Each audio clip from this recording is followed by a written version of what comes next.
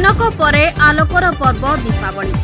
एही दिन ओडियांक चिराचरित पर्व भावे गाँ गंडारू सहर पर्यंत पिठा पणा फलमूल दे बड़ बड़ुआंकु घर आगरे डाकी थांती परिवार लोके।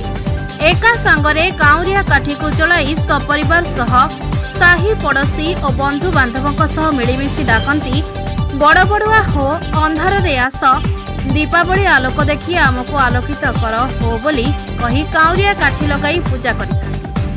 हेले दीपावली आसिले खोजा पड़े सही काउरिया काठी को। ए हउछि से काउरिया काठी वर्ष तमाम चाषी अमल करी गाँ दांडरे दीपावली पाई साइती रखा। दीपावली पूर्वरु गाँ हाटरे बड़ बड़ुआंकु डाकिबा पाई आउ काउरिया काठी मिलुना कारण आउ नलिता चाष पूर्व भली गाँ रे चाषी करूना।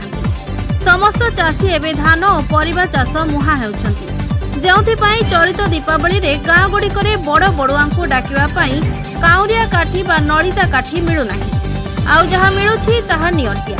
बजार रे चाहिदा अनुसार 4टी काठी विशिष्ट एही बिड़ा को 20 रु 30 टंका दर रे बिक्री कर जाउछि। आवश्यक अनुसार दीपावली रे काउरिया काठी मूल्यवान होइଥାଏ किंतु कहा जाउछि दिन थिला नदी उपकूलवर्ती अंचल रे चाषी माने नलिता चाष करी गुजराण मेंटाउथिबा बेले वर्तमान चाषी माने आउ आग्रह प्रकाश करूनाहांती। नलिता चाष समय रे चाषी माननको उपयुक्त बिहन वैश्विक कौशल और आवश्यक प्रोत्साहन मिलुनथिबारु पूर्व परे नलिता चाषर आदर कमी जाउथिबा चाषी माननको पक्षरु कहा जायछि।